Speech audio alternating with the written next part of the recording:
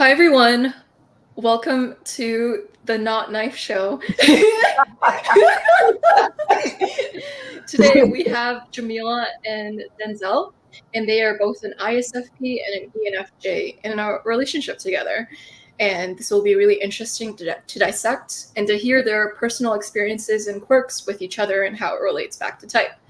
And so, would you both like to introduce each other? Each other. Okay, well, this is Denzel. We've been married for almost 3 years. We've known each other for almost 8 years. And yeah. All right. Nice. This is Jamila. She's an amazingly gifted singer. She's an amazingly gifted artist in almost every sense of the word, literally. She is a clown, but you might not be able to tell on certain days when she's in her little moods, or certain moments when she's in her little moods. But she's an all-around clown, my wife, one of the literal most understanding people you will ever meet, as well as patient and very just thoughtful. Absolutely. No, I gotta do mine over because, Joyce, you already know I don't really be knowing how to introduce myself.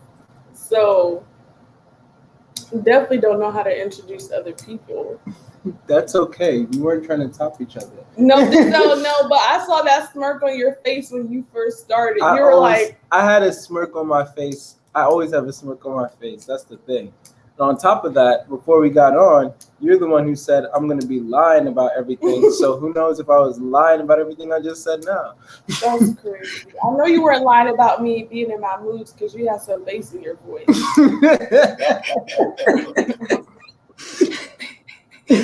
This is proper hilarious. And so Jamila has this wonderful singing channel where she shows you the angelic quality of her voice in all of its beautiful tones. If you want to feel the emotional spectrum that is FI, but through a beautiful aesthetic medium, which is Jamila's voice, go check out her channel in the link below. And Denzel is also a YouTuber. He's an ENFJ YouTuber, and he likes to talk about Christianity and other topics that are very NFE plus typology. We also have a joint YouTube channel together as well, and it's called The NiFe Show. It's supposed to be a pun because it's the NI and FE NiFe. And I created it. Oh, the title? Yeah. I mean the title. Yeah, she's amazing. And so I'll have everyone linked below. And so my first question for you both is, what are some quirks that you know of each other, and how does it link back to how you guys use the functions? So go ahead, because I know you already thinking of stuff. I didn't have something right off bat because I already knew you were gonna say something. No, I don't know anything yet. Okay. All right. Hey, Ron. And hello, Ennio. And hello, Versus. No, that's Victoria's Secret. Oh, okay. Got it. Okay. So a quirk of Jamila's. Jamila, like I said, is a troll. And I feel like unless if you are actually hanging out with her in real life, I don't think that you'll be able to see it as much. She is as deep as you might expect her to be. She's just as deep, but I think that her actual hidden side is her troll side. Like, and it's small things. It's very small things. Like, you know how like in random scenes of shows where like somebody's like handing you something and they're like moving it and all of that? Jamila does stuff like that, but like times 2. Like, and it's like, what made you think of doing that? Like, I'm trying to think of certain examples.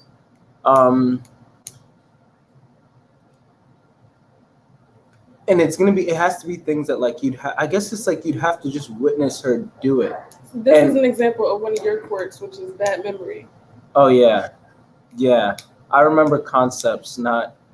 I'll be like, Denzel, you told me da da da da da, or I feel like you did this one time da da da, and he's like, oh, I don't remember. Oh no, he'll do that about me, and I'll be like, Denzel, I don't know what you're talking about. Like, you have to give me some examples, and then he'll be like, oh, well, I don't really have any examples. I'm just like, okay. Yeah. But at the same time, it's funny though, because you said all I use are people as examples on my channel and stuff like that. So I do be having examples. Yeah, examples for like concepts, like, oh, this is a good teaching moment, and you store it in your mind. But if it's like keeping track of the way somebody faulted you or something like that, or just random details of life, then you're like, yeah, I could do away with those. That is true. Yeah, but I mean, if one comes to mind, I'll randomly throw it out there. But that's a big quirk of hers that I feel like a lot of people wouldn't know. Like, if you see her in real life sometimes, or even online, you would think that she's like, like very stoic and serious and doesn't really know how to have fun. And then when you see her in another context, you'd think that she doesn't know how to just actually be serious. And so it's really interesting seeing that polarity all the time, because I feel like her and I really switch off. Like, sometimes I'll look at her as the immature teenager that's just like, angsty and all of that and wants to like just mess around. And then other times I'll have very immature, childish moments. And then she looks at me like that. And I feel like rarely are we both quote unquote childish at the same time, which is interesting. But I guess it brings a lot of interesting elements to the dynamic. But yeah, stuff like on one of my Twitter pages, and I know that, this is a common thing, but like, she will literally, like, she does not care. Like, she does things like going on the page and like she'll post something like, I'm gay. And like, and she'll actively like post it, or like she'll, I don't know, like, or if I tweet something, like anything, I guess, to like, just to be a troll. And you can't tell how serious she is, because sometimes she'll even be like texting you and she'll make herself seem like serious. Like, and then you might, like, a friend of mine was like thinking like, yo, like, she came to Jamila for help with something, and she was like, yo, Jamila was not having it. Like, she just shot down what I was asking her about, and then later on said, no, I'm just kidding. Like, really, like, what's really going on? And I don't know if she's actually serious. Like, did she really like was just kidding, or like does she just feel bad and like, okay, now I'm gonna hear you out?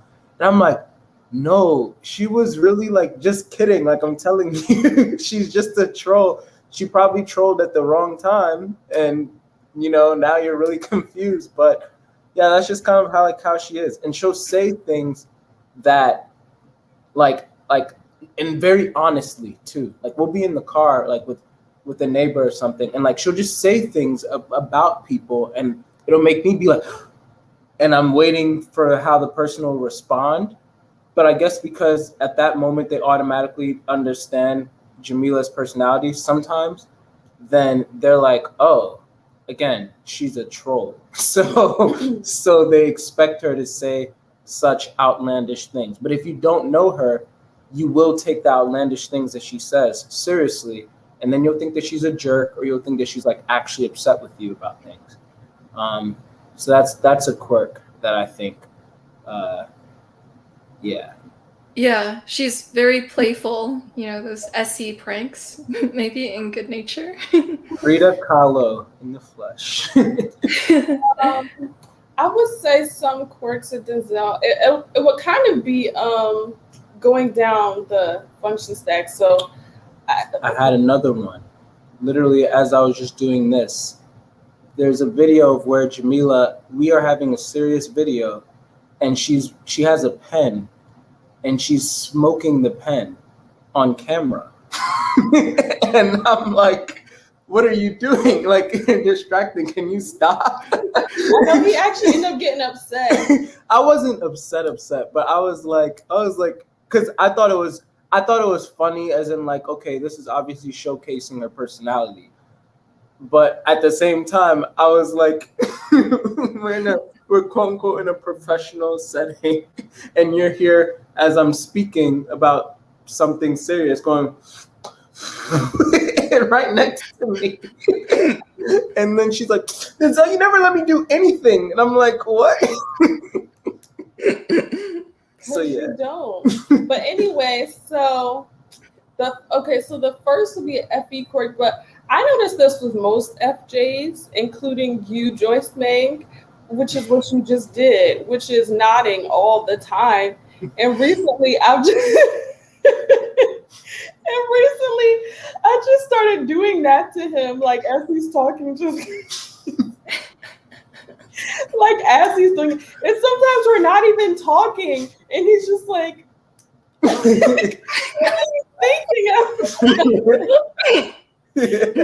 going on? Like FJs love doing that, and I honestly feel like NFJs do it a little bit more. But anyway, so that's one.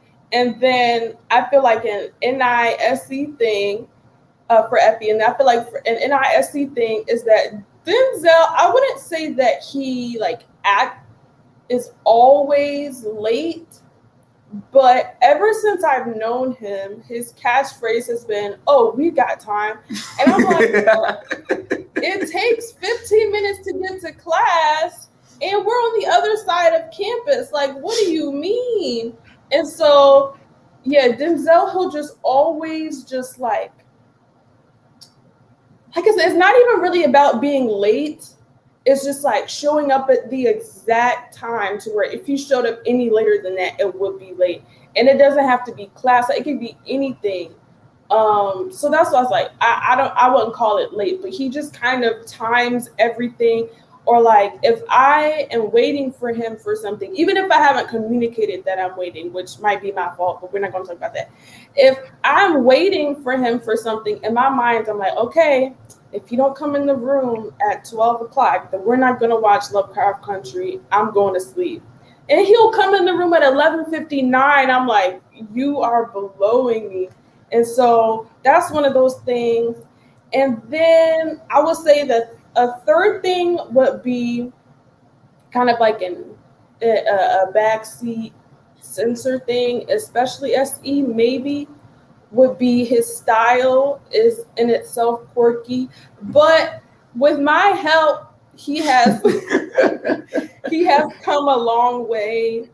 I think in the beginning when I met him, he just didn't really understand why things go together or don't go together. And he was just like, colors, patterns, and then just, now he still wants to do that, but he, after all these years, trusts my guidance and is like, okay, even though I don't know why this makes sense or doesn't make sense, then I will, follow your lead or your advice on this. And then sometimes he still will kind of, do add little things to his own style or wardrobe, like the necklace he's wearing, or he's like, no, but I really like this tie, or I really like this vest. And okay, you know what, I'm not going to cramp your personal style. I'm just tell you right now, I don't like it. But if that's what you want to do, then you do it because, self-expression, all of that. So, yeah. Yeah. What I'm getting out of this is that Jamila is a free spirit, and sometimes it catches people off guard, and they're like, wow. But she has a rad sense of style, and she kind of helps you in that domain, Denzel. And it seems like Denzel, you nod a lot to show that you're listening and acknowledging and that you're here for the other person. And sometimes you do it too much when the situation doesn't call for it too, and you're still left nodding. There was one time when I was in high school, my ENFP best friend at the time, she told me, Joyce, when you're asleep, do you know that you actually reply to me in your sleep? And you go like, mm-hmm. Yeah. That's another level of back channeling. That is hilarious. Did somebody And- say that too? No, she said when I was asleep one time, I was talking in my sleep, and apparently I was like, nah. so it wasn't a nod, it was a No, shake that- of the head. Somebody was probably asking this poor FJ, and that was just the last time. He was like, no, I'm tired of y'all asking me for stuff. This is where I draw the line. Nah, I'm not doing it no more. That's probably what it was. Oh, that's cracking me up. And so Ron asked, how does FI and FE play out in daily life? We were talking about this earlier, about how, Jamila, you show excitement in a different way that Denzel shows it. True. Well, I mean, this is already eloquently explained. I have my moods, and Denzel is more constant. But like, well, yeah, Denzel, I feel like his moods are more constant and consistent, and in a lot of ways, just how he is as a person, just like still. And me, it just depends. And then also, to be honest, a lot of times, I get on the defense because I feel like, so I don't know how many of you are familiar with Megan LaVoda, but she was on Twitter, she made this thread about how extroverted or introverted functions feel overpowered by extroverted functions a lot. And so I was like, that's so true. Because a lot of times Denzel, even if he says it in the most kindest, sweetest way, if he asks me to do something, I get offended. I'm like, I don't like how you think you can control me. That is kind of, so my brain has to go through that filter sometimes of, oh, Denzel isn't trying to control you. He's not trying to be rude, before I'm like, okay, fine, I'll do the dishes. So those are like the main ways, I guess. Yeah. Yeah, that's pretty much like one of the biggest things. Like, and even with the expression thing, I'm not 100% sure, like, because I don't want to pin that on quote unquote all FE users, because I do think that I know quite a few FE users who are like very exuberant in how they express themselves. Especially in my opinion, ESFJs, like they're just super like animated and all of that. And yeah, I don't know, but maybe it's because also I'm an Enneagram 9, so like that like adds to it. Whereas like Jamila is like an Enneagram 4, so like it's FI plus 4, so she's like really in tune with how she feels. And then I'm freaking FE plus 9 and self-preservation repressed at that. So everything having to do with being tapped in with how I actually feel about something is like extra watered down and diluted, which is actually something that I, and our INTJ roommate, we were discussing the other day. Like, I've been reading through this book called Gods in Every Man, and it's pretty much a book where Personality Hacker, like they did like a series of podcasts on it, and it's talking about like the different ways in which masculinity can show up in men, but now they're being personified through the Greek gods.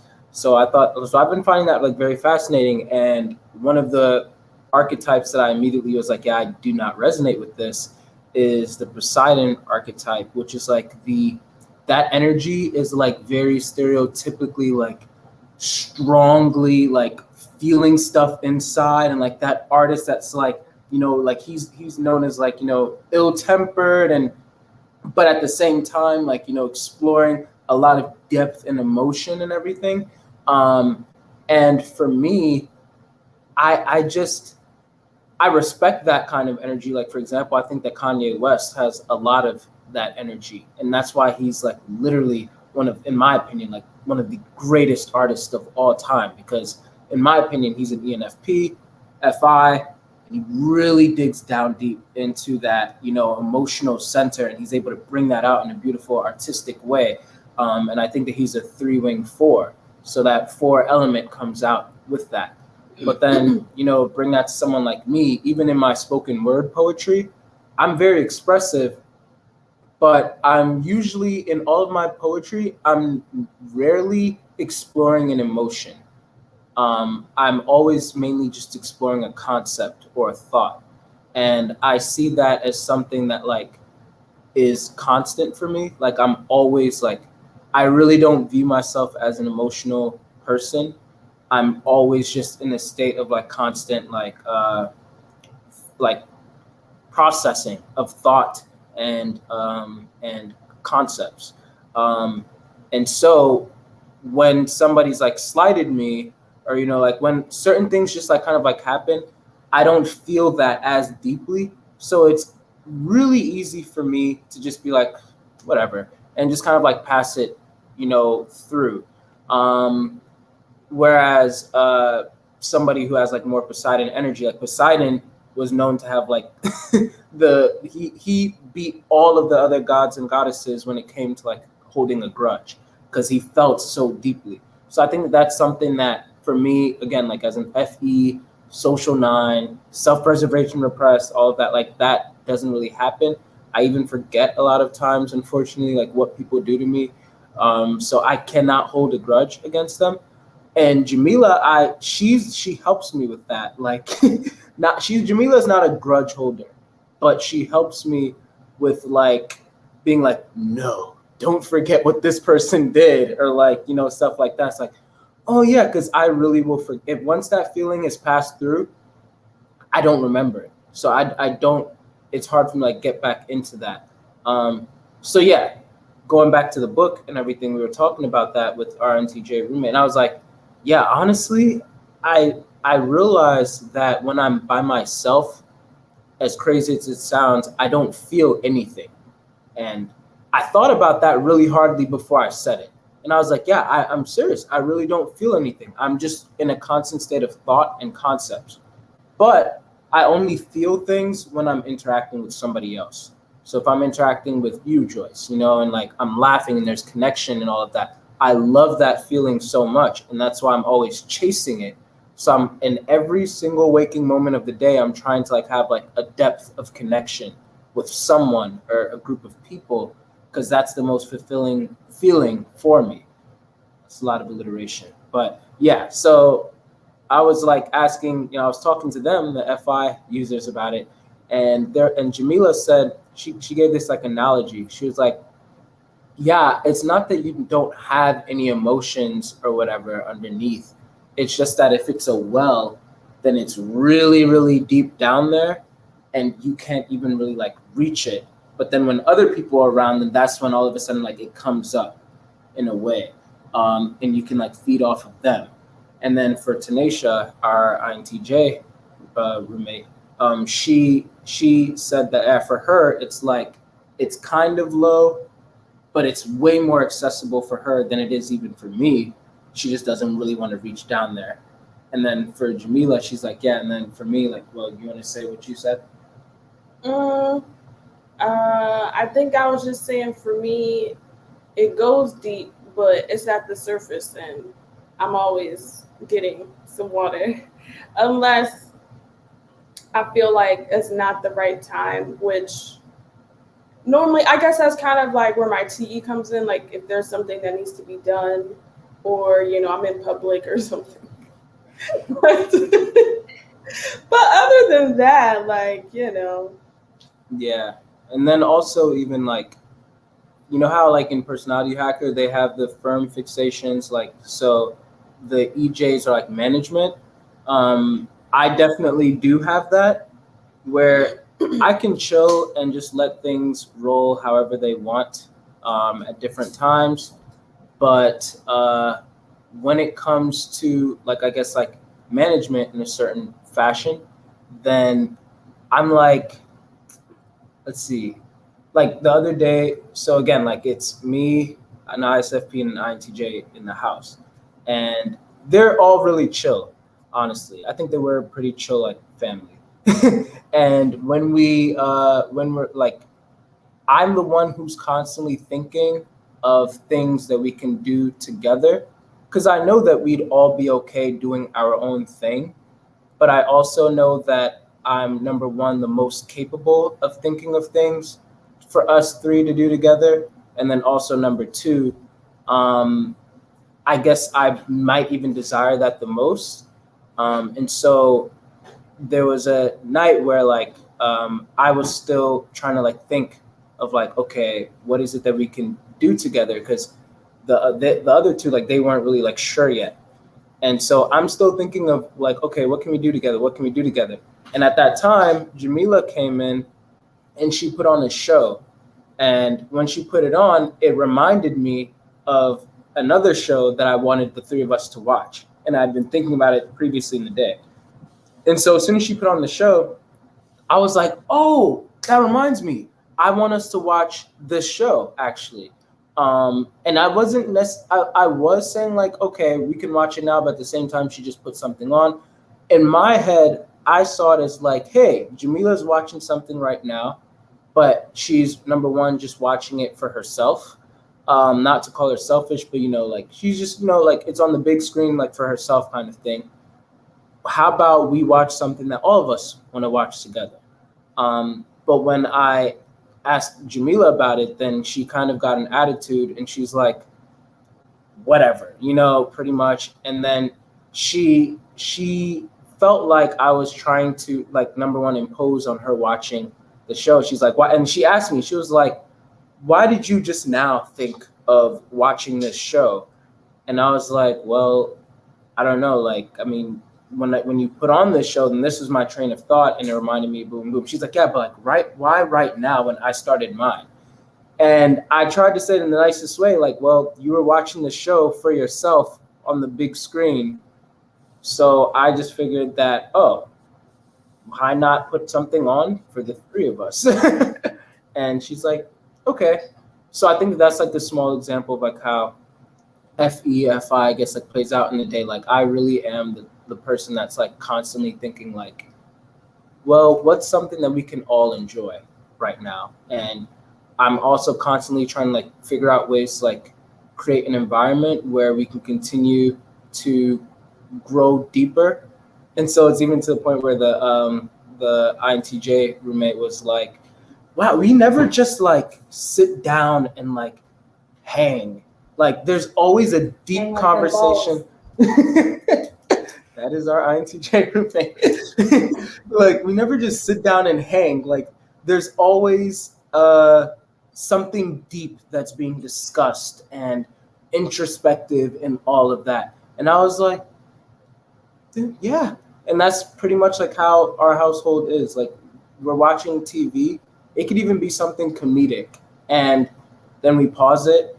And it's like, we have to pause several times as we're watching things because so many thoughts just come up and we take time to explore each one. So, yeah. And I facilitate things like that.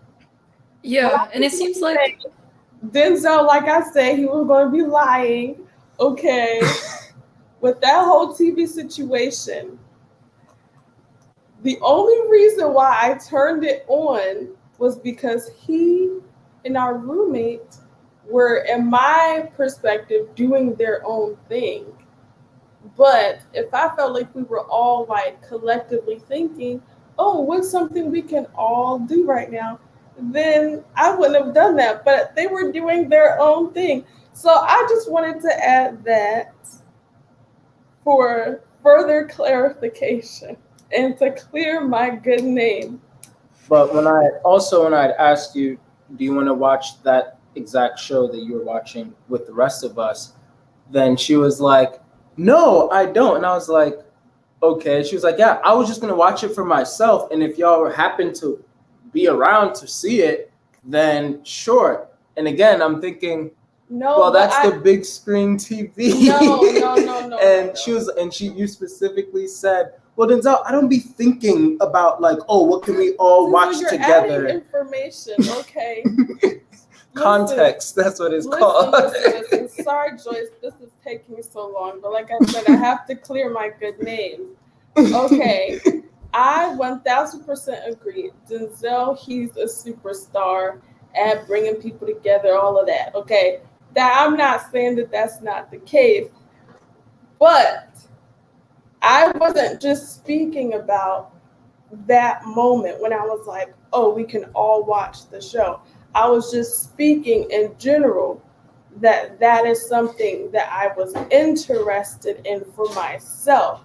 I wasn't saying whatever you just said. No, I said that, but then like I said, if you even though you were interested in it for yourself, how about all three of us watch it? Right? And you were like, no, because that's not something that I felt like is for all of us to watch. That's exactly what I just said. Denzel, I don't like the way you make stuff sound.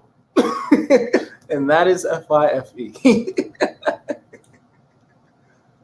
Yeah, that's fascinating. I think maybe the times that you have deep conversations together might be like NI intentionality. Oh yeah. I noticed with NFJs, they kind of want to get every moment of bonding time they can and make it as intentional as they possibly can with their intimates. And so, I don't know, they'll ask a really deep, piercing, thought-provoking question, or they're going to take it there. And yeah, I can relate, Denzel, to when you're talking about how when you're alone, you can actually feel kind of cold. It's almost like when you're alone, you're actually in a TI analytical state. And it's with people is when your FE turns on. And so it's very momentary FE. It's very in the moment. So like when you're with people, when you're sharing an emotion, that's when you feel. Yeah. And that's why FE users, they're so connective or overly connective with people when they're with people, because that's how they get their emotional high. It's around people and it's sharing an emotion with people. And it's weird because alone that is hard to mimic. And so they kind of need to go out and kind of seek that. And so that's why you see all of those FE behaviors. And for FI, Denzel and Jamila, you were sharing a story with me before too about putting the milk right where the milk goes. I tried to talk about it before to demonstrate FI, but do you remember like the situation where sometimes, FI has like a moral code with some of them, like some FI users. And so sometimes they'll have these like quirks, like when you're in the supermarket, putting the item back in the right place. Supermarket. Yeah.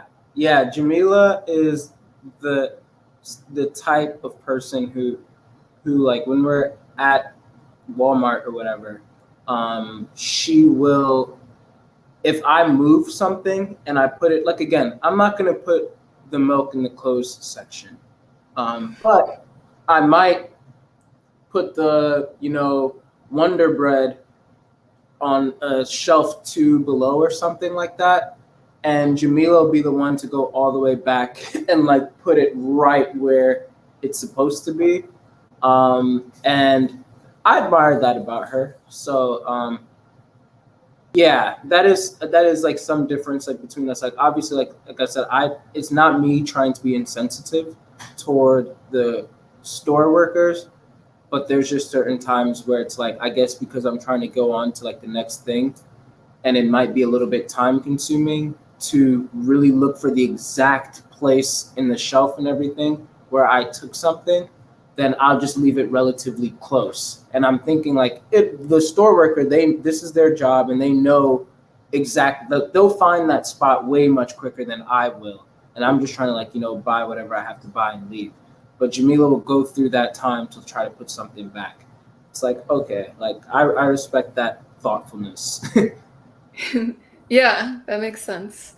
And just because I'd like to kind of show people in the audience examples of the functions. I think there was one time you talked about FE too, and it was how, Denzel, you kind of like it when your partner kind of greets you in an excited way every time they see you or something like that. And let me know if I'm butchering you, but I think it's an FE thing to kind of want like that type of emotional reaction every time they see you, even if it's not the most authentic one. I Does think that make sense? if I'm remembering you correctly, it was back when me and Jamila were dating, and I would like text her, "Good morning." I don't need her to be like, "Good morning" or something like that. I don't need that kind of energy. In fact, I don't really like energy like that personally. But she would literally text back, like I'd text back like "Good morning" with the content emoji. So to me, I'm envisioning it like a "Good morning," and then she responds back "Morning," like no emoji, nothing. And so to me, I'm seeing her response as "Morning," and it's like, that's a small example, but it's just like, okay, well, this is how we're starting off our day. And so then again, Jamila, being a troll that she is, I brought that to her attention, and I was like, again, I'm not looking for you to be like extravagant, but it's like, that was a pretty dry text. And then she's like, "Well, Denzel, what do you expect from me? I just woke up." And I'm like, but it's a text. Like, it's not like this is easy for you to even like quote unquote feign, like just like even you don't even have to put like an exclamation point. You could even put "good" before the morning. So then she started doing this thing, trolling, where she would like when I'd say "good morning," then she would put "good morning" and then a whole slew like of 10 to 15 emojis right after. It was not 10. Okay. It was like Denzel, it was like 8. No, because no, it wasn't Denzel. Okay, you know how on the iPhone it has the recently used emojis, and I told you this, Denzel. What I did was I would just do the first row of recently used emojis. That? How many is I don't know, Denzel, but I know it's not 10. It's like I might 1, compromise 2, at 8. 3, 4, 5, 6. Yeah. That's still a D. Like, it's still a lot. Well, Denzel, that's what I felt like you wanted. That is actually really funny. And so Ron asks, what are some disadvantages or advantages of having SI in the 6th and 7th slot? We are very forgetful people when it comes to like the details of certain things. Like our wedding, our honeymoon, all of that. I think that's actually why we make so many like vlogs and stuff like that. Like, so we made a whole vlog of our whole wedding process and the honeymoon and everything. And if not for that, then so many of the things like if we were to go back and look at it, it's like, oh yeah, that did happen and stuff like that. So, but I guess we really don't dwell in the past like that. Also, like domestic things, like we suck. Like we're just not the type to keep up with like stereotypical like SJ, especially SFJ things. Like eating is a chore, mainly cooking. For me, it's mainly cooking. Even though I enjoy cooking, it's like I don't really enjoy it enough to do it all the time. And by that, I mean I would rather not.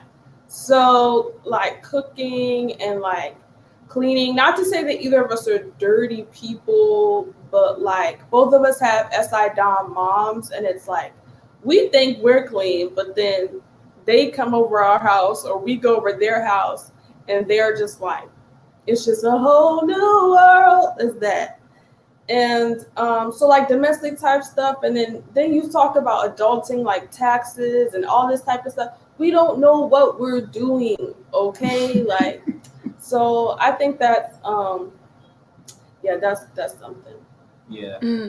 Yeah, that makes sense.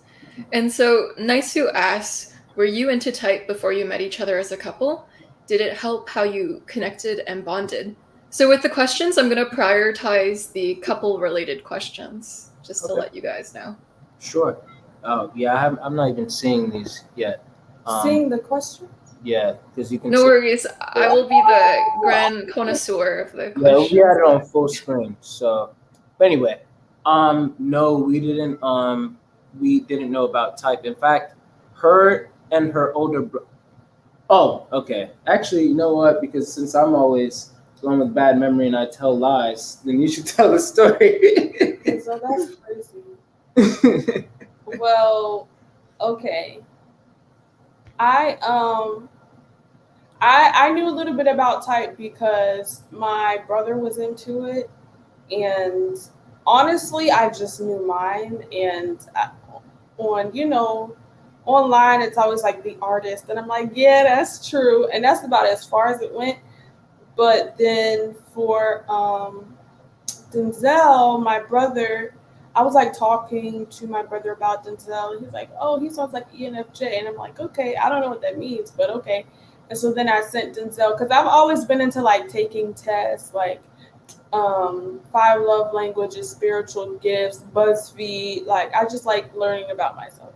So anyway, I had sent it to Denzel, and Denzel, in some ways, is the opposite, and he was getting wrong results, and so he's just like, this is bogus, that's why I don't take these tests, blah blah blah. And I was like, no, like, I'm reading these descriptions and I really feel like you are this. And so when he started reading the descriptions and everything, then he's like, oh, I am resonating with a lot of ENFJ things or whatever. And yeah, I think it did help how we connected because Denzel was always trying to get me to do stuff like him. And I mean, I was probably always trying to get him to do stuff like me, but yeah, so it just helped us understand each other better, and inevitably it helped us connect better, because that's what happens when you make it a point to understand somebody. It ignites empathy and connection. Yeah. Yeah, that's pretty much it. Like we got into it like I think like a year after getting together. And yes, it's helped a lot, for sure. That's fascinating. And so VS Victoria's Secret, is that what you called it, Jamila? In what situation do you argue the most with each other? All of them, all the situations. She's a troll. We don't argue about almost anything, to be honest. I feel like, I don't know. Honestly, it's probably FE things where there's just some type of miscommunication, and I feel like I gotta defend myself.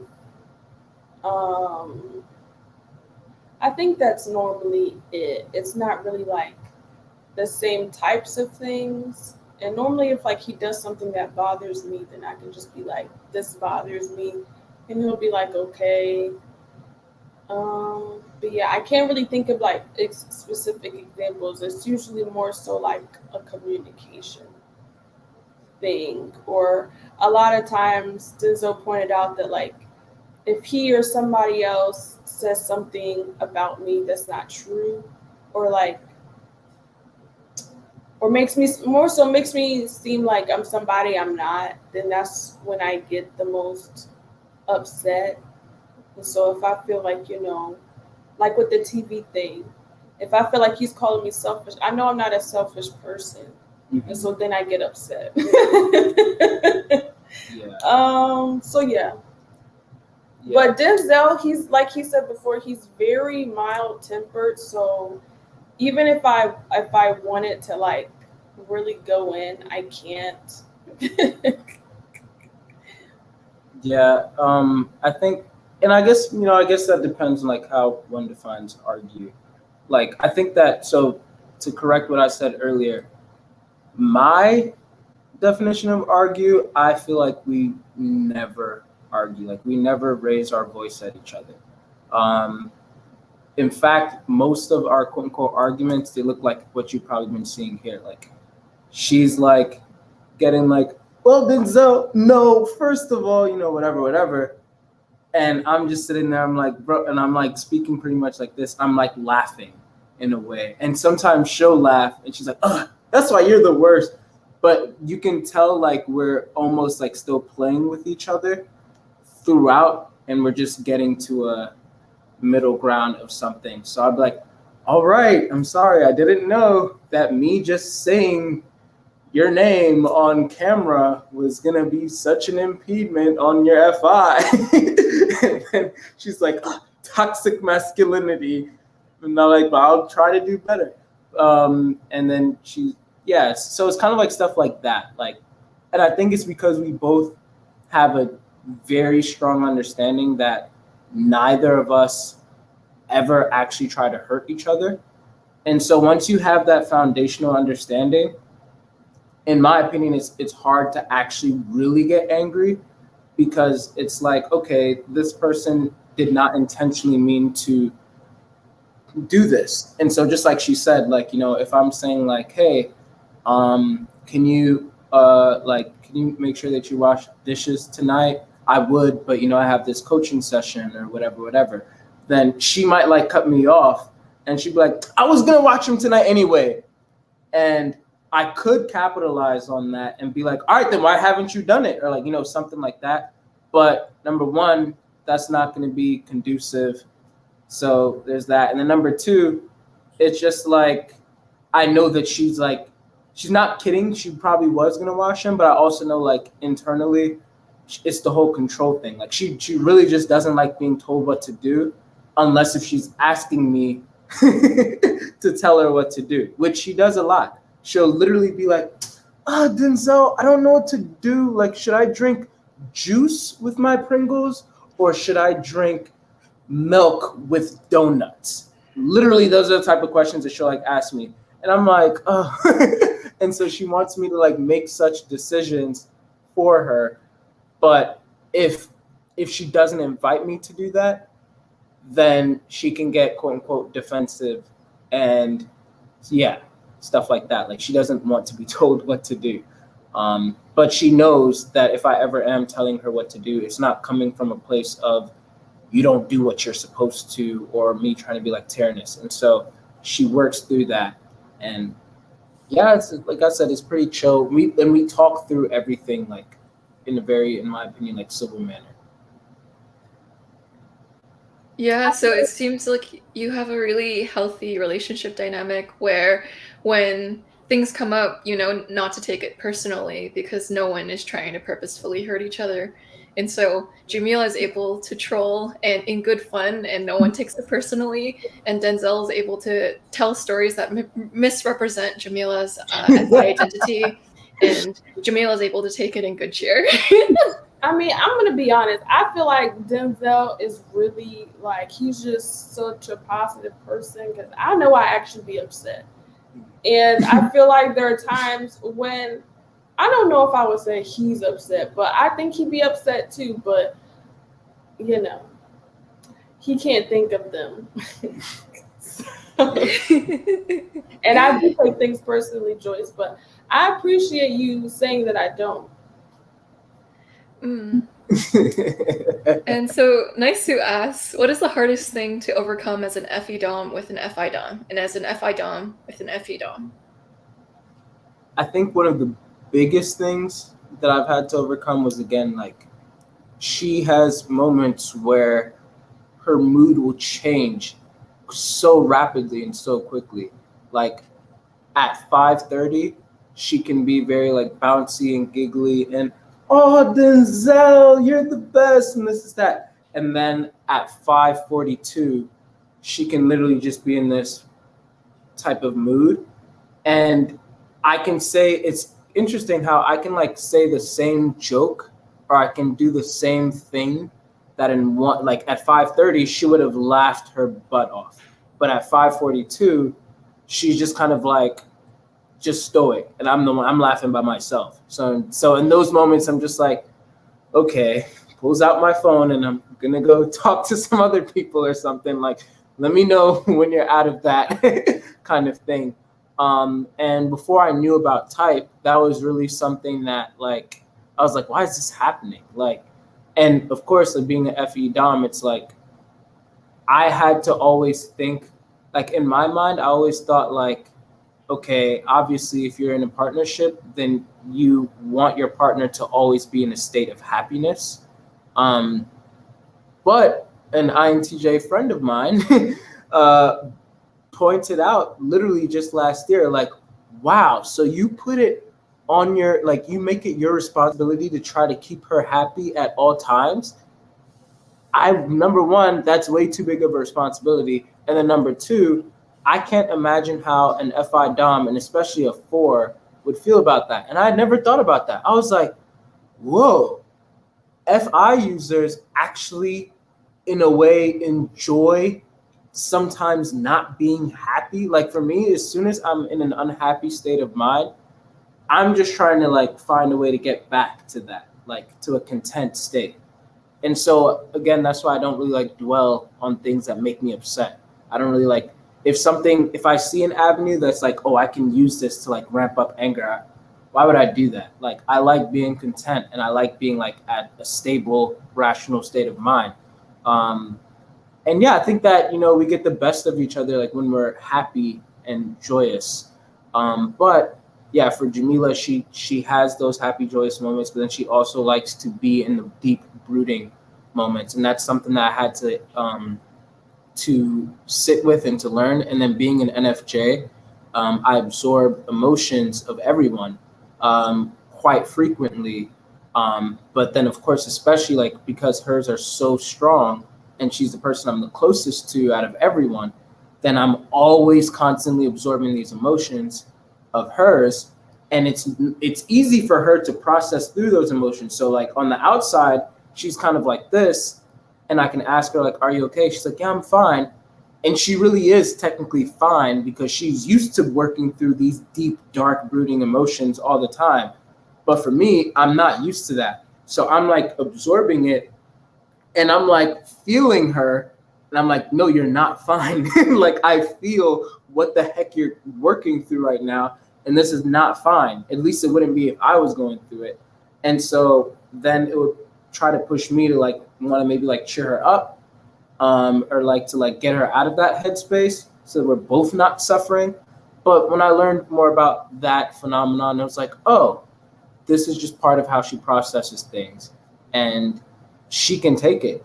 I can't, unfortunately, but it just is what it is. And so it's like, all right, to make things work, I'm gonna distance myself over here, go do something else, talk to someone else, take a walk, something, so that I don't have to sit here and suffer through the emotions that you're working through by secondhand.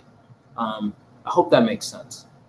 Yeah, that makes sense. Yeah. So Denzel, you talked about that tendency of seeing, an FI user kind of needing to sort through their emotions. And as an FE user, your impulse is to kind of help them sort through it, because if it were a fellow FE user, they'd kind of need help, assistance with their own emotions. Because for example, I can't really sort out my emotions by myself. So if you leave me alone with a negative emotion, I'm not able to clean slice that emotion well enough alone to get anywhere with it. And so as an FE user, we kind of need other people to kind of go back and forth and bounce emotions with. It's like how extroverted intuition needs to bounce ideas out loud. Extroverted feeling needs to bounce feelings out loud to get anywhere with it. And so we kind of project that onto other people. We're like, oh, you're in a bad mood. That means you have to bounce feelings off with me. I'll be your sounding board right here. And then the FI user's like, it's better if I process it alone sometimes. Like when I'm done processing a majority of it, I'll come out and I'll let you know what I've found. Mm-hmm. But it's hard to understand as an FE user because it's like, this is such a foreign way of dealing with your emotions. Yeah, absolutely. Yeah. Yeah. How about you, Jamila? Your answer to this question? Yeah, I think I would say the hardest thing has been his need for people, but I think even more than that, people's need for him. like he's just always connected to people. And I think in the beginning of our relationship, that just really, really bothered me because I felt like I wasn't really getting him, or like I didn't have access to him in the way that I felt like he had access to me, because I didn't have all these people, tugging on my shirt all the time for my attention, for my advice, for my counsel. And so, yeah, I think I would say that. And then ironically, like the example he just gave of like, if I'm in a bad mood or whatever, then he's like, oh, well, then I'm just going to talk to somebody else right now. Give me your space. And it's like, that would drive me crazy, because it's like, no, I'm in a bad mood, but that doesn't mean that I don't want you to be around me. But at the same time, it's like, well, if he's around me, then he's going to be in a bad mood. I guess he doesn't really know how to just sit in that space. Whereas like an FI user, I know how to sit in that space with somebody, if they're in a bad spot or whatever, and not really feel the impulse to change it or whatever. So yeah, I think that's probably one of the hardest things, if not the hardest thing, is yeah. Like I joke with him. I mean, it's not a joke, but I always joke with him like, you can only give me so much attention in terms of what I want ideally, because everybody who talks to you is like on the verge of jumping off a bridge. Like what I can't really expect you to not be there for them because it's always important. Somebody literally needs you. Their life literally depends on you all the time. So, but I mean, I will say, I feel like we're both in a different place now. I feel like I have more things to do with my time. And I think that he has managed his energy better since when we first started. So, yeah. Yeah. I have another ENFJ friend too, and she has like 10,000 friends. I mean, that's an overstatement, but it kind of feels that way. And so sometimes it can feel like you're not sure where you stand or like how exclusive it is, because it's like, it feels like a drop in many drops. And so FE DOMs just have like this wide circle, and it can feel exactly like how you described, Jamila. Exactly. And so do you guys feel insecure about your inferior thinking function? Absolutely. It's funny because there are people who feel like function stacking isn't really real. But like, before I knew anything about type, like, so TE inferior, or maybe even FE inferior too, but if you have that, then you're known as being quote unquote lazy. And before I even knew about type, like I knew that's what like my Achilles heel was, if that's the phrase. Like and especially having TJ parents, it's just like, I know that I am not really measuring up in that way. Like I just always have this constant reminder, literally, and just, I can just see from their example of how they live their life that I'm not really doing things to the measure in which I should, or, whatever. So I think that, over the years as a person, number one, and then also just my type journey, so to speak, I think that I'm definitely less secure over my inferior thinking function. I think that I've just slowly been becoming a more well-rounded person. But also I think that, like, I actually went through an actual phase of when I was learning about type of not liking my type. And I'm not really at that place anymore. I think that I'm a lot more balanced, and I see, the advantages and the benefits of, why I am the way that I am. I mean, I do still feel like, it's annoying. Like, why do I not have the resources that I want? And why do I not know how to get them? And why this, why that? but it's not as much of an insecurity as much as it is annoying and frustrating sometimes. Mm-hmm. Yeah. Denzel? Yeah, and for me, I definitely used to feel a lot more insecure about it. I'd say as of right now, I don't feel insecure about it, but of course, in certain contexts, I definitely do. So I don't feel like insecure. Like for example, like when it comes to like Myers-Briggs, for example, my TI has and continues to fillet and just completely like look at all of the things about it. And I'm pretty confident, in my ability to teach about it and my ability to discuss all the nooks and crannies about it, etc. When it comes to things like having to do with like worldviews, I also feel like pretty confident and stuff like that. But if it comes to like a fairly like new topic, like something like, that's just different and like, again, like heavy, then it can be something that I'm insecure of in that field, because if I'm like dealing with like higher TI users, then they might be able to like fillet it out more easily than I would, whereas like I'd have to ask like more questions, and I'd have to like get more of other people's opinions, and then I'd have to use those opinions to now help like sort it out. So I kind of like need like an extra boost at times. But yeah, overall, like, or in a general sense, I wouldn't say that I'm I'm insecure about my TI, especially not anymore. Yeah. Jamila with her 4-slot TE, like sometimes it can be hard to know the action steps, like the precise ones you need to take to get certain resources, and it can be frustrating. And with Denzel, it's kind of like he has certain areas where he's very TI specialized, but other areas where he's very willing to back down from his opinion and then ask a million people, hey, what do you think of this topic? What do you think of this topic? And try to crowdsource their TI so then he can kind of amalgamate it and sort through already TI'd information. And that's how it's manifests in the inferior slot. Yeah, if I don't know something, I'm very quick to say, honestly, I don't know. I haven't thought through this. Like, this is where I'm at right now and what I think about it right now. But please, if you know something, like, educate me.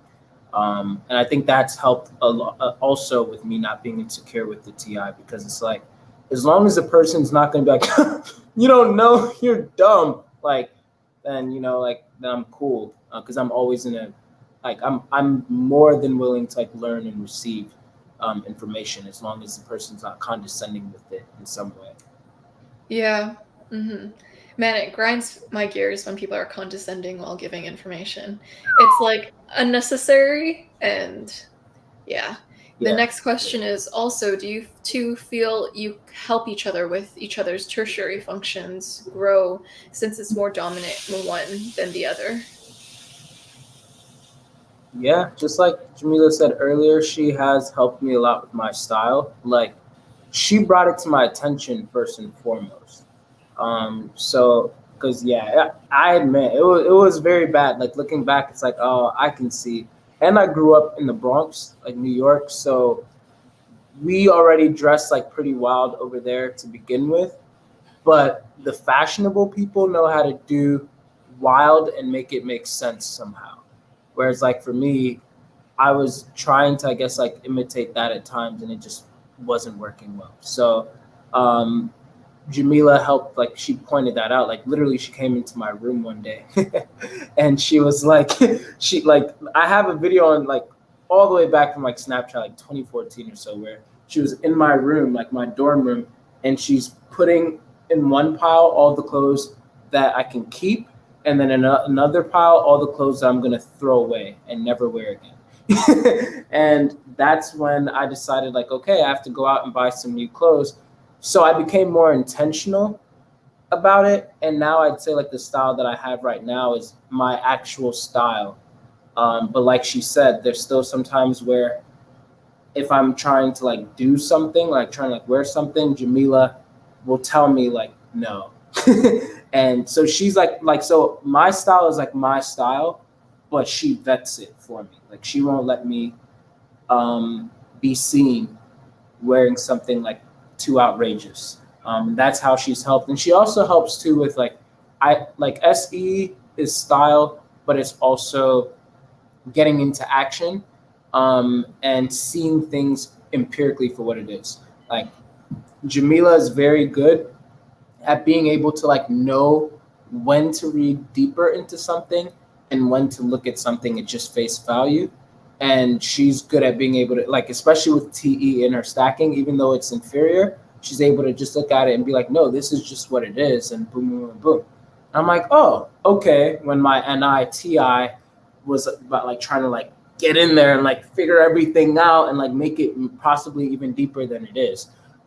So she really helps with that. And then lastly, she helps with, again, like just hopping into action. We went kayaking last month for the first time, both of us.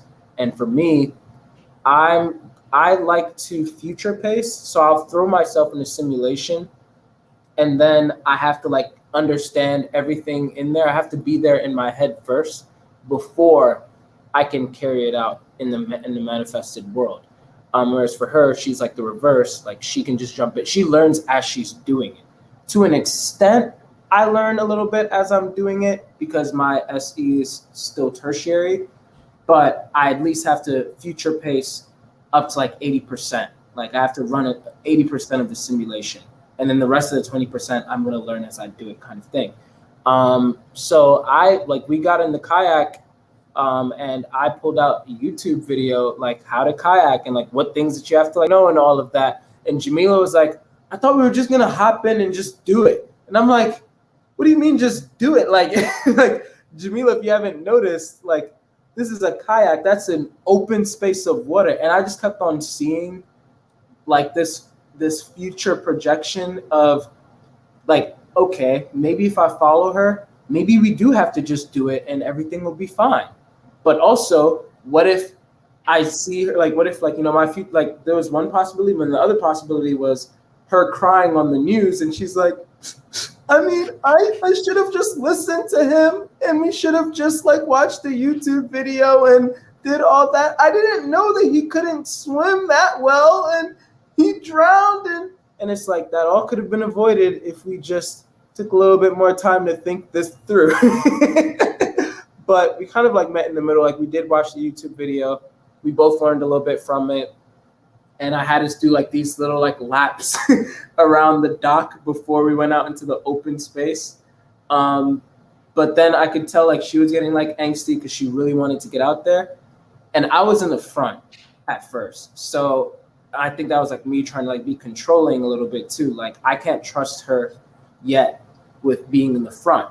So finally, I was like, you know what? We've done a few things. Like, if you want, you can take the front. And then when she got up front, then by then, like, she was starting to see, like, how it was a little bit harder. And I saw, like, wow, it's really easy back here. Like, I was behind her. I still had my own.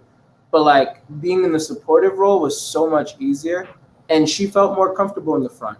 And we went out into the open space, and it was great. And I enjoyed kayaking that day. I didn't drown. Yeah, and there was no news story. Yeah, there was no news story. That's amazing. Yeah, as NFJs, sometimes we can infer more into a situation than is actually there. Like we might go like, this pen is a tool to change civilization. And it really isn't. Like there's nothing about it that actually is. And so having SE higher up, having someone remind you, you know, that's just a pen. It's like able to change civilization because I can use this pen. Hamilton and ENTJ, he wrote and he literally changed civilization. I'll say mine. I think, well, not I think, but yeah, Denzel helps me with my tertiary. And I honestly, I think one of the main things was last year when I was really going through a hard time, and I was talking to him about it, and he was like, And I was talking to him how like I have this image in my head, and he was like, well, what happens next? And then like, what do you want to happen from there and there? And I'm like, I don't know. I'm just telling you this image that I have. And he's like drilling and drilling and drilling. And I feel like for as long as I've known type, that was I think that moment might have been the main moment where I really understood what NI is like when it's in the front seat, so to speak. And so much and so that it's like I feel like the image that he was getting me to, I ended up like dreaming about. And it was just like this whole thing. I was like, wow, yeah, I thought I'd just be imagining stuff. But y'all really be imagining stuff. And that's wild. And I think that in a lot of senses, I would like confuse my FI and my NI because, you know, they're just both internal. So that's one thing. And then, yeah, I mean, so he mentioned like the kayak thing, and even with driving, like you said, I'm definitely more of just like a learn as I go type of person. And like, you don't have to laugh. But he's just like very cautious about like everything. And I mean, you know, he feels like it's a healthy level of caution. Honestly, I think this is a little bit of him, like his 6. But anyway, but yeah, he's always like, you know, like if he gets a new phone, he's looking at tutorials for the phone because he needs to know everything and how it works. I don't need to do that. I just got a phone. Or yeah, like the kayaking thing. Literally, as soon as we arrived at the dock, I was like, why do I feel like if Denzel planned this, we would be watching a YouTube video, or, you know, or why do I feel like I should have watched one ahead of time to make him feel more safe? Or like, you know, so he just has all these like things, and I'm just like, no, I don't want to walk on the sidewalk. I want to walk in the grass. And he's like, okay, but what if you walk in the grass and you get bit by a spider? I'm like, I don't care. Like I'll have to learn my lesson when it happens. And so a lot of things like that happen where he's just like, I don't want to say he thinks of all the worst case scenarios, but he sees, you know, the worst thing, the worst but most realistic thing that could happen. And I'm just like, well, I'm gonna just have to learn my lesson. Like I said, even with driving, like this all makes fun of me because I'm kind of sort of still learning how to drive. And like whenever I'm done, like we pulled in to where we're going and like I parked, I always forget the order of like seatbelt, park, and turning the car off because I'm just ready to go. And, you know, just other things driving, I'm just like, and it's not that I'm like a super fast driver or anything, but, you know, just certain mistakes that I might make on the road just would be avoided. Maybe if I was more like Denzel in that sense, but at the same time, you know, I just got to do it and be like, okay, that's why that is something I shouldn't do. Or not even that's why, but I don't really understand what it is that I'm not supposed to do until I do it sometimes. Yeah, I think that's the biggest thing. She doesn't understand what it is, like why not until it like happens. And for me, it's like, why do we have to experience this before it happens? I don't like saying I told you so.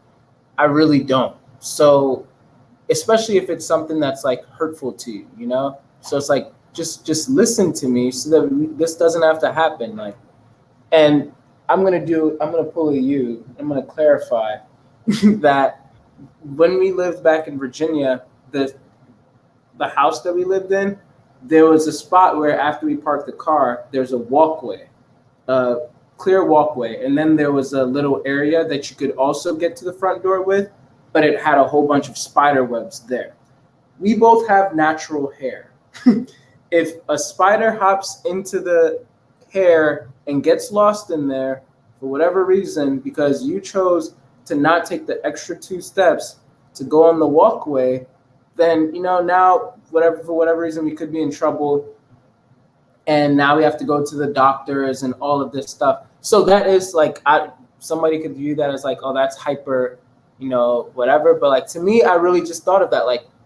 Like she literally would say like, Denzel, it's not that big of a deal. And I'm like, exactly, it's not. So just take the extra 2 steps and walk on the pathway, so that even if it's a small percentage that a spider will hop in your hair and it'll be poisonous, and then you'll hurt, and then you'll be like, oh, that's why I shouldn't go through there. Well, we've now diluted that percentage by a lot. But for her, she's really just like, it's most likely just not going to happen. Even if it does, I'll get through it. And I'm like, why do you have to get through it? Like, when you can just not. We get through things that inevitably happen to us. But if we can avoid them, why not think through and just avoid these things? Like, so, but that's again because, my NI is like higher. So I think through that. Whereas like, I think higher SE, they are more skilled. Like, they might get themselves into more situations, but SE is also very good at getting themselves out of the situation. Actually, I feel like that even comes down to like little things, like around the house, when like, I mean, sometimes Denzel helps with this too, but like if something's broken, but like if something just isn't working the way it should, then I'm just like, oh, you just got to do this, that. And he's like, wow. Yeah, it wasn't that hard. Yeah, for sure. Yeah, it's like SE has confidence in its adaptability, so it believes if it gets itself in a sticky situation, it's very easy for it to kind of maneuver outside of a sticky situation. So it's like, why not take the risk? I can risk it because I can easily get out of it when it happens. And so there's a huge trial and error type of mentality SE has. And so you'll see that with SE people, they kind of need to experience it for themselves in order to fully internalize it, do it for themselves, see it for themselves. And taking other people's word for it is not always as conducive. And so the next question is, Jamila, does your FI often clash with Denzel's FE, especially in group situations? In group situations, not as much.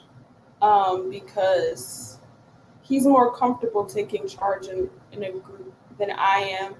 And honestly, I don't think that clash is a good word. I do think though that sometimes Denzel will make decisions for the group that I don't think is best for the group, but it's not because it's something that I don't want to do. It's like, maybe this is a SE thing, I don't know. But like, I've observed how people are responding in a more targeted way. And so, but then I'll like text him or I'll talk to him afterwards, like, hey, I don't think you should have put that show on because XYZ, or I don't think you should have made that joke because XYZ. But I don't know that I would say that it clashes with my FI a lot, because a lot of times, even if it's something that I want to do, if I feel like everybody else is comfortable with it, then eventually I don't care, because, yeah, I'm not just going to be bitter about something when I have the opportunity to enjoy myself. Yeah. How about your side, Denzel? Yeah, I don't think that Jamila's FI like clashes with me in groups, even though sometimes maybe with my wording, I really try to be careful with this, but like I really don't view Jamila as a quote unquote selfish person. I view her as like a very actually like selfless and thoughtful person. So when we're in groups and stuff like that, whenever she's bringing up certain ideas and everything, or I'm very keen to what she wants too, because of course, even if I'm like catering to a group, like I'm trying to also consider what does she want most. And a lot of times, especially like as a FE dom, it's hard, like FE is like working with it. FE is a process that's working with everybody else's emotions, and people's emotions and desires are fickle. So it's hard to like take all of these contradicting emotions and desires and then be like, all right, so from this, let's do this together. Because obviously, like, not everybody can be pleased. And that's when you just kind of like go with the majority or like what you just might feel like is best. And it's tough, but yeah, she's always like working with me when it comes to such moments, and I really do try to keep a pulse on the room, and I guess that's where my FESE comes in, where it's like I don't try to plan so much so that like I stick people in there, but it's more like, all right, I'm seeing that people are not really responding here, so let's shift to this instead. Like, so I'll kind of like go like with the moment in a way, as opposed to like going with my set playlist of what I believe should be happening, because I'm just constantly like scanning, and she helps with that. Like if she may have like picked up on one specific person's thing as I was like examining the whole room, then I will now take that into consideration as well. Mm-hmm. True. Jamila is very thoughtful and sweet. Like whenever we're together, sometimes she'll ask, Joyce, how are you doing? It's like, how are you really doing? Because she doesn't want me to BS myself. And it's the sweetest thing ever, because she's like, don't you get away with that self-neglect. I'm not going to let you get away with that self-neglect. It's so wholesome. For sure. And so the next question is, Jamila, do you sometimes cry for no reason or have no idea why? No, I don't think so. But like, I'm curious as to what your type is, because I'm wondering what no reason means to you. If it literally means no reason, or if it's just like not a big reason to you. Kind of similar to like, I told Denzel something else that I've noticed with FE is that I feel like y'all laugh for no reason, like, but technically it's like, for, good vibes. I don't know, something like that, and to keep everybody in good spirits. But for me, it's like, no, but I laugh, or you're supposed to laugh when something is funny. Like, that's it. So anyway, to me, I don't cry for no reason. I can pinpoint it. I sometimes can surprise myself, like, oh my gosh, I didn't know I would be getting emotional talking about this bird that I saw dead on the street, but here we are. So yeah, I guess I surprise myself, but then just naturally I just think about why. Yeah. There's always some underlying reason for why they're crying. It's just not apparent. And so I noticed with FI, though, sometimes their reactions can be out of context. So let's say like everyone else around them is feeling a certain thing. Sometimes I'll notice an FI user dramatically feeling something different than what everyone else is feeling. And so it sticks out. And I don't know how to explain that phenomenon. I just notice it. It's because it's kind of asynchronous emotion. It's emotion that's happening outside of the current moment.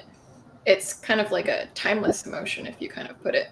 Whereas FE is more of a contextual feeling type of aspect. It's more synchronous. And so what it's feeling is always going to make sense with the context. And so VS asks, how do you deal with each other's introversion and extroversion? Do you need a lot of alone time, Jamila? Victoria's Secret. Honestly, no. I don't really need a lot of alone time necessarily.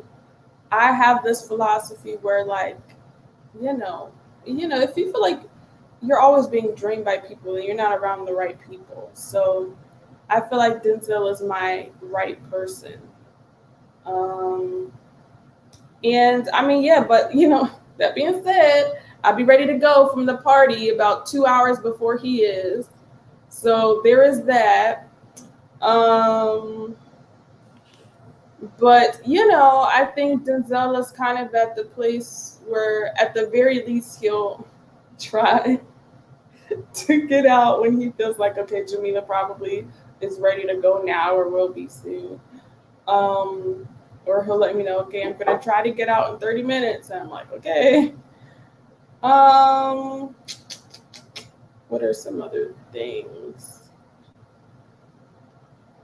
That's all I can think of right now. Yeah, I think that for me, I was going to say I feel like I need. Bro, why are you laughing? Okay, I was gonna say that I feel like I need more alone time than Jamila does, but in actuality, kind of like what Jamila said, like when I'm with the right people, I don't think I ever really need much alone time, because they're not draining to me. Um, the only way that I would feel that not that way is like if I'm managing the whole time kind of thing. So I can't like just set something and then just let it rock. Then of course like yeah, I'll need the alone time. Like, hey, I love y'all, but like man, like it's a lot of thinking. Again, like it's hard work to like take everybody's desires and wants and emotions and constantly make decisions from that and then deal with people being unhappy that their one emotion didn't get catered to. It's like I'm trying out. You try doing what I'm doing, you know. So yeah, that can get draining. But and then from there, like I do like to go by myself, and because I get in a very NI headspace, then I really like to sit down in silence, like process things. Like even a lot of times, like I won't text certain people back until I know that I can be like completely like I'll like lock myself in the bathroom or something like that. And I'll literally just like stand there as I'm like allowing myself to get into this headspace to focus on the person I'm texting back or to process something that I'm thinking about or like to take a walk by myself kind of thing. Um, but other than that, you know, like aside from like, you know, I guess like texting people back and like processing all of that, no, my like the alone time thing isn't really like too big of a problem, thankfully. Um, and for the extroversion thing, um, I I think that especially like when it comes to like parties and stuff like that. First of all, we don't really go to certain parties and events like that frequently. Like it's very, in my opinion, like very rare. But also like when we are about to attend such an event, I'm future pacing once again. Like, okay, is this going to be something that Jamila is going to actually enjoy, or is she going to, in a way, infringe upon me and then make me want to like not intentionally, but like I will feel her wanting to go home. And so now I'm once again conflicted, like, okay, but I'm kind of like vibing with the people here. So do I just go home with her or do I, you know, still allow us to like vibe? And it's like, so if I feel like, okay, this is probably going to be an event that you might not enjoy as much as I will, then she has no problem a lot of times like staying home. But if I tell her that and she's still like, well, no, I still want to go, then I can't allow myself to be worried about her when she's ready to go home because it's like, okay, no, Denzel, you told her that she might not want to be here and she still chose to. And she's rational enough to be like, okay, I did say that I still wanted to come, so I guess. But yeah, I don't think that like I think for me, the only times I'm actually like really sticking around like that is if I'm actually like having, again, like for me, I'm always just searching for depth of connection. So if I feel like I'm actually having a connective, you know, whatever with someone or a group of people over there, then I'm good. And a lot of times, if that's really like good quality, Jamila's in on it too. And so then neither of us are like really like drained because Jamila can hang pretty long, like if it's like a good enough and long lasting like conversation kind of thing.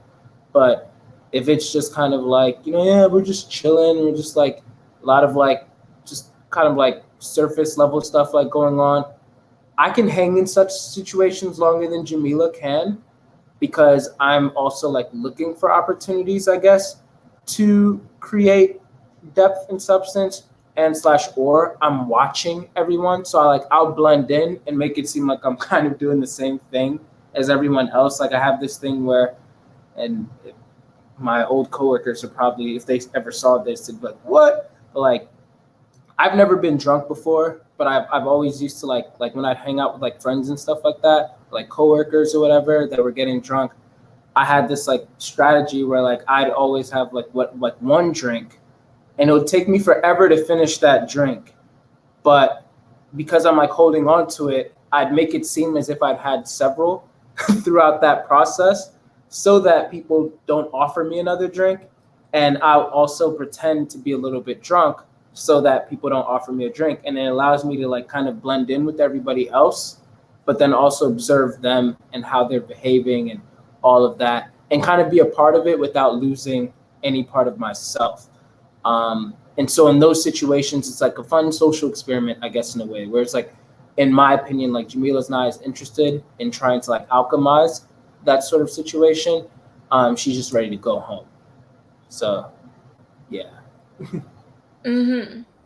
That makes sense. Oh, good. And so Red Bull asks, do you guys ever have disagreements over what is truth in your TE and TI? Yes. And now that we live with an INTJ, absolutely. Because they will always double team me. That's a lie. Yeah. I don't know if truth is the word, though. I feel like most of the time we agree on what is true. I think that we just capitalize on different things in regards to the truth. And because, TI basically wants to get just the overall gist or essence of something and TE, and then just like apply it as necessary. But Denzel is like, well, actually, and all this type of stuff. And it's like, okay, we get it. Let's move on. Yeah. So actually, it's not really like a disagreement, I guess, but like nuances. I said it's not necessarily about truth. Okay, yeah. But I mean, I feel like it is a disagreement to a certain extent.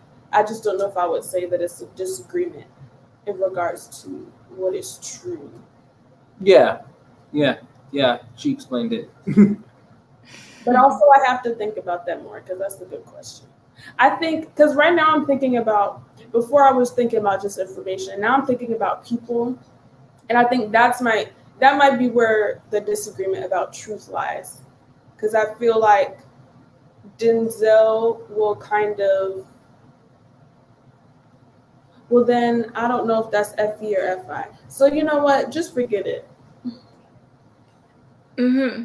Yeah. Well, TE is connected to FI, so you'll always have that bleed in. I mean, we were talking earlier before this even started about this drink and how it's an atrocity to Jamila's FI. Right. And sometimes it sounds like a TE truth. It's like, this is objectively bad. Like, this drink is objectively bad. No one should ever drink sparkling water. That's true. Yeah. Fascinating. And Hikari asks, what have you learned most from each other as different types? Yeah, I think the biggest thing is kind of like what I said earlier, that for me, I want to be in a state of contentment all the time. So like I like where I'm at right now, I like being like happy. I like feeling like, like I'm in good spirits. Whereas like for her, she does not always want to be in that state of mind. She can dwell in any state of mind almost, and she receives benefit from that. Whereas like for me, as soon as I see her dipping into any of those more darker negative realms of emotion, I would be inclined to go and try to rescue her. It's like, the saying, happy wife, happy life. Like, yeah, I'm trying to keep her happy all the time. And it's like, again, wow, she might not always want to be happy all the time. And I had to learn, like, okay, as long as I'm not the reason behind it, then just let it rock. And I now start to like also wonder, like, how frequently, like even in my coaching, like that might be the case. Like when I'm dealing, like that helps me to now teach to other people and other couples that I might be coaching.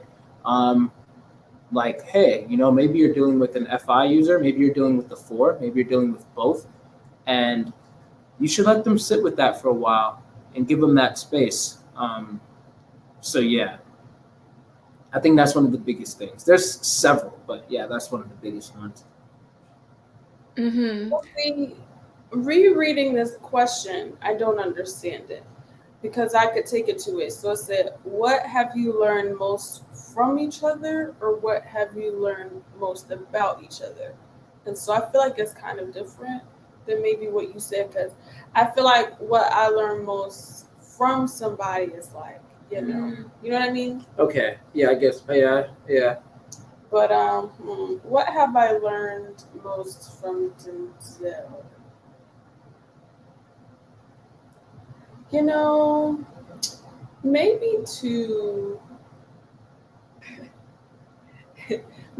take my time in terms of before I just make snap decisions.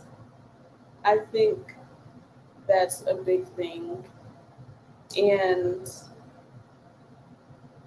this isn't, I don't know if I would adopt it as like my own personal like value or way to operate in life, but something I think about often is just how intentional he is with people and how he's just like a never-ending like supply of connection. And yeah, so that's something, because like I'm a relational person and all of that, so that's why it's like, oh, I don't want to make it seem like I was never that way before I met him, but he just has like a different approach to it that I really respect, and a different energy that he brings to it that is admirable, and that in some cases I can learn from. So like being an FITE person,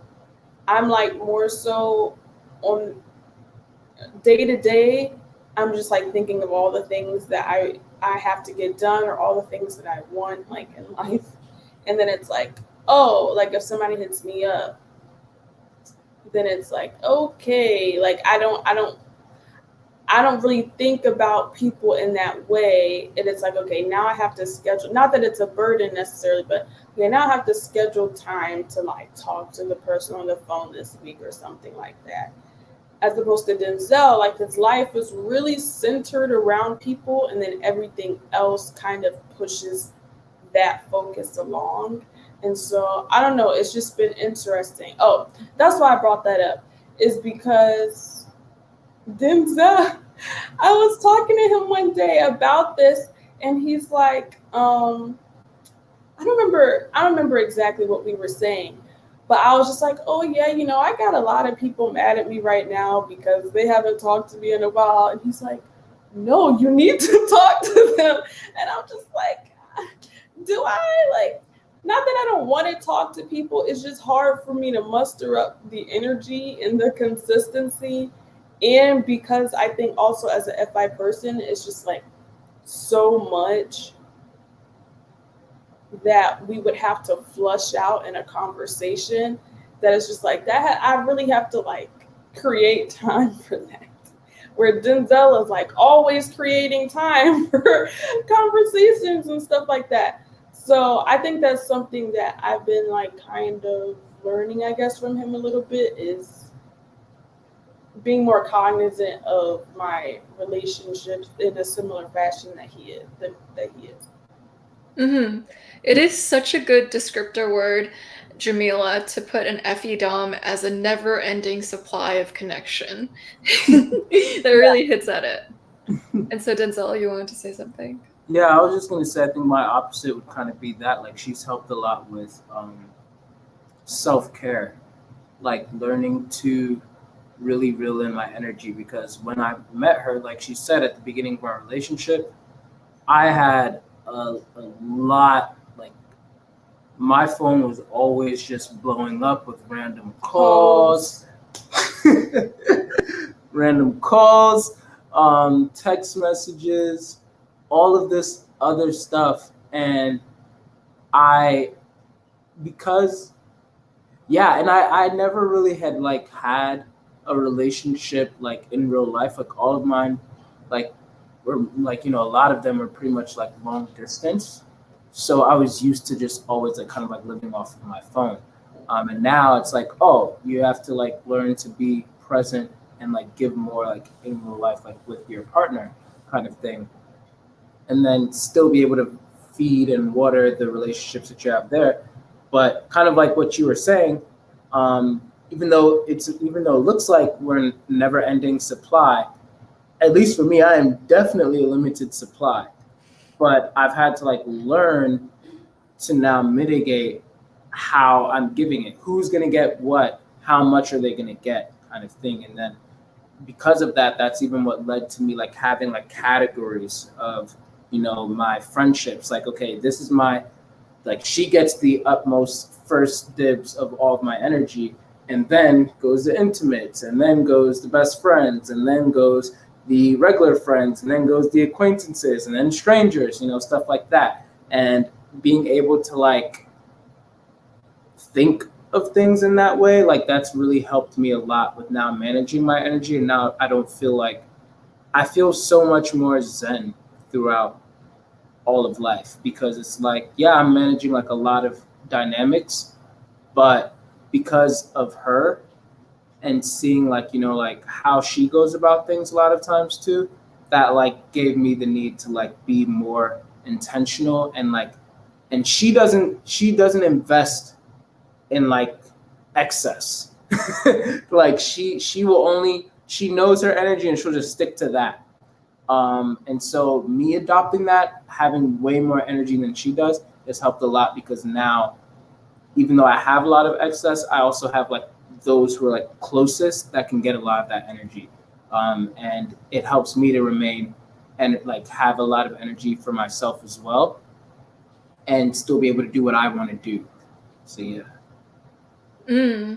Yeah, it's really great how you give Jamila first dibs on your energy. A lot of people, they accidentally give the people most intimate to them leftovers. And so it's really nice how you don't give those close to you leftovers, but you give them the best of you, which is a great way and a great example. Yeah, for sure. She deserves it. Yeah. And so the last question for this Q&A is, how do y'all act when hurt by each other?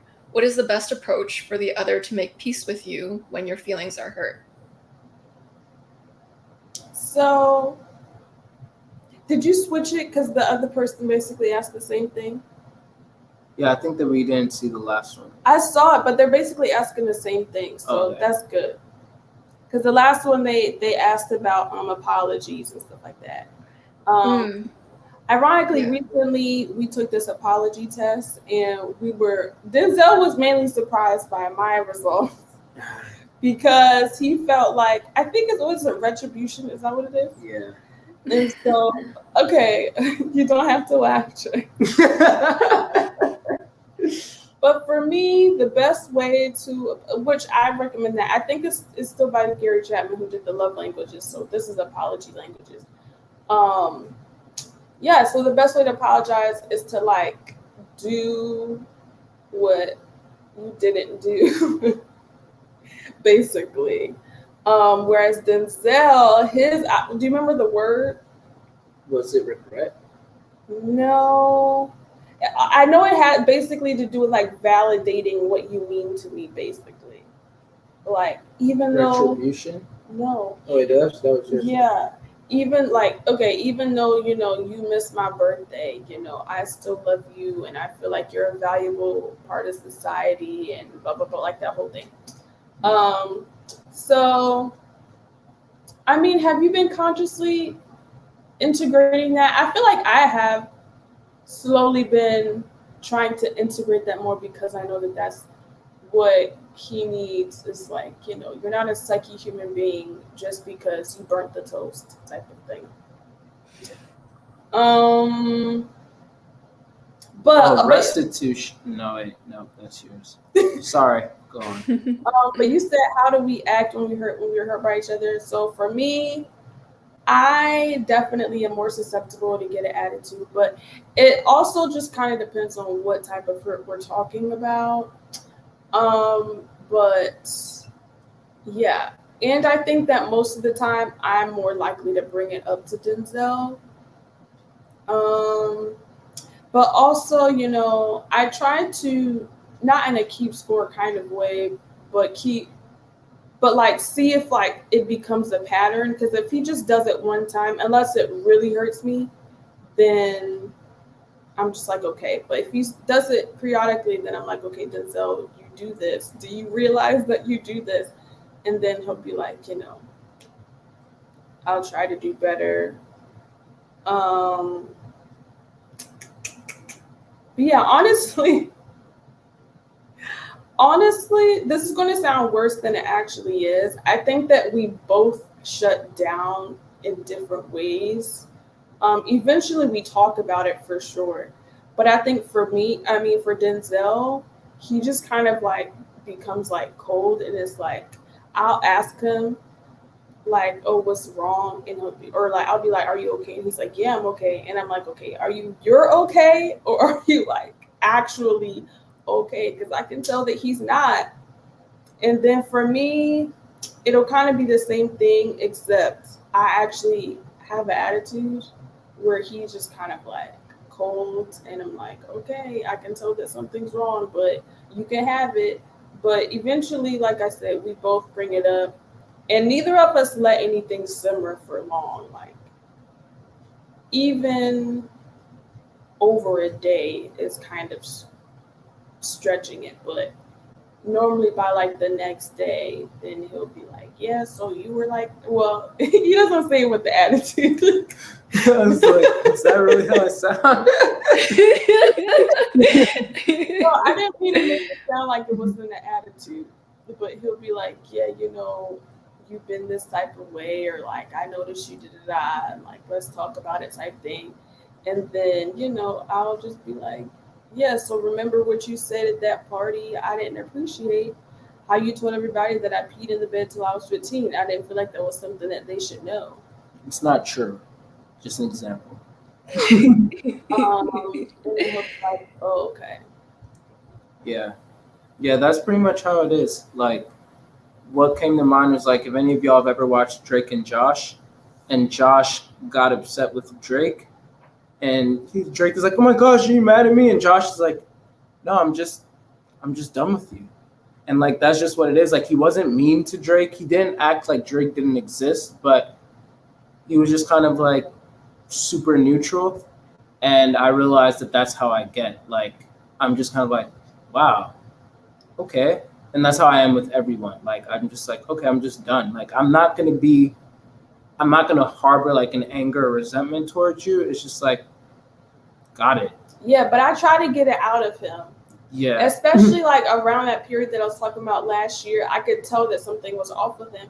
And he's just like, oh no, I'm okay. I'm like, okay, but what are you thinking right now? Like, we need to sort through this. Yeah. You're right, Jamila. Yeah, your NI is great at predicting. Thank you. Yeah, but yeah, I think that like just to finish that last question off, like the best way for us to like, you know, get things like peace or whatever was, yeah, we just usually come back together. I always know that she didn't mean it, I didn't mean it, so we come together, we talk about it. We often laugh about things. Like, we really just laugh. I will clarify, our problem is never saying things that we don't mean.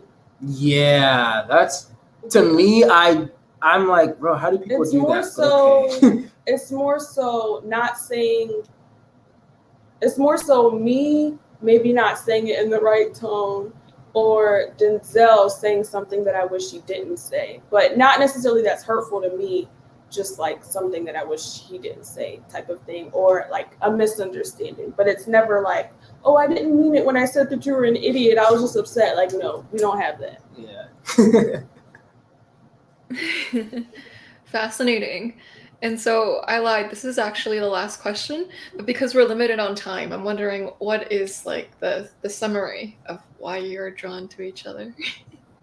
Jamila has literally. This is another way that she's a troll. Sometimes when I'm speaking, then she'll just random moments, even when it's a serious thing, she'll start mocking me and saying at the same time. And anyway, yeah, she has literally the most angelic spirit you'll probably ever meet. And I see her in private and, you know, in public and everything, and she really has the purest heart I've ever come across personally. Like she'll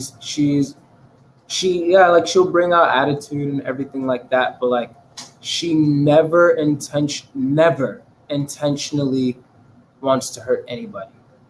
And she's so gentle, she's so, you know, like funny, she's so understanding. Like if anything, I feel like I can be more honest with her about things than with people in public, even about our relationship and stuff like that, because it's like for us, we can work through it and have understandings and everything. But then it's like if we talk to other people about it, they'd be the ones to like look at us and be like, y'all did what? Or y'all think what? Or like whatever. And it's like, yeah, we don't have to deal with that kind of judgment from all of you. So we just cut that off in that sense. But yeah. Right. What made me feel what made me feel drawn to Denzel? Honestly, Denzel, he's just so caring and so genuinely kind and patient and understanding, and also his outgoingness.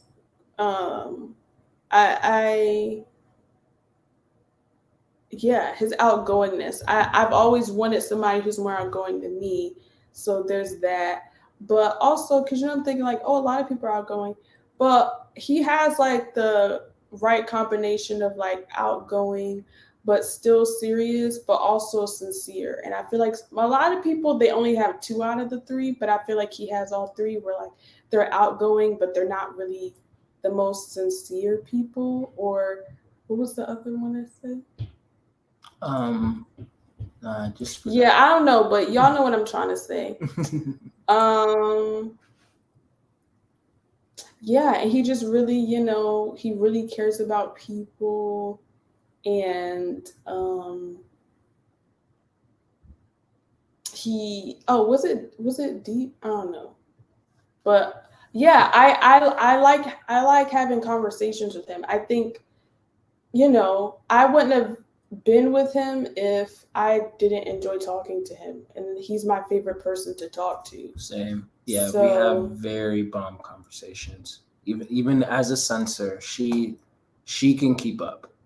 She's really, really good. So yeah, he's my favorite person to talk to, and I think that about sums it up. That is so beautiful. Wow. You can tell how much you both love each other from that. And so yeah, thank you both for coming out and sharing your story of why you're drawn to each other, how you guys make up when you guys fight, and what are the little quirks that you both share. You know, we gotta love Jamila's slight trolling, but in a good-spirited way. It's always good-spirited. It always is. It makes things interesting. You always have this free spirit, which shows in your singing, Jamila. It's why your singing sounds so free. And one of the purposes of singing is to take you to a new planet, to take you to a new universe. And so when you're able to kind of be that free spirit that you are, Jamila, you transform that in your music and you make people feel free for a moment in time. You know, when they're chained down by either work or family circumstances or whatever is giving them stress, your ability to have that free-spirited type of form in your singing creates a world where people can feel a sense of relaxation. Just like when you'll pretend to smoke from your pen during serious moments in a conversation, you're able to make serious things chill, so you make them digestible. So it might be a hard moment, but you're able to make it more digestible by making it funny. So Thank you're you, Joyce. you're a funny bunny. Thank Yeah. you. Your sense of humor goes miles. I appreciate it. For sure. Yeah.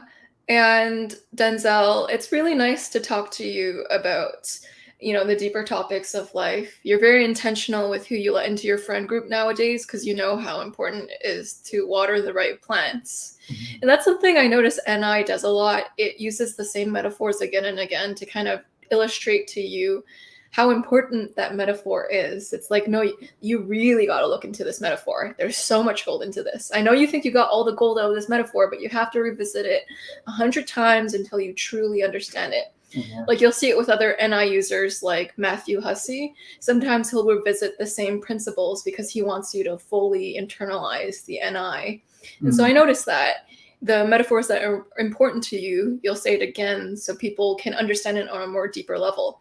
It's kind of like you're spiraling into a metaphor. The more you say it, the deeper you get, especially if it hits someone at the right point in time or in the point of life where they can make all the puzzle pieces click. It hits different. For sure. And so you're good at that. And it's also really nice filming episodes of the NiFe show with you. It's great how you asked to create a podcast and how Jamila, well, it's kind of like a video podcast. And Jamila, she found the cover art for it because she's so great with aesthetics and knowing our vibe. I don't even know what our vibe is, but Jamila knows our vibe, and she was able to pick a cover art for the NiFe show that was better than what I could have pulled up. So it's amazing. It was fantastic. We need your SE and your FI to save our sense of style. Yeah, absolutely. It's amazing. Thank you. And we love you so much. We really do. And you're an intimate, so you get a lot of the water. But yeah, we appreciate you. Oh, I love you both too. It's always nice to spend time with you both. And thank you everyone for asking great questions about both of their relationship together. It gave us a lot of self-reflection, and yeah, this was a fun time. Yeah, well, bye everyone. And until next time, stay sharp. That's a NiFe show joke. You'd get it if you watch the NiFe show, which will be linked below. And so will Denzel and Jamila's channels. All right. Peace out. Bye.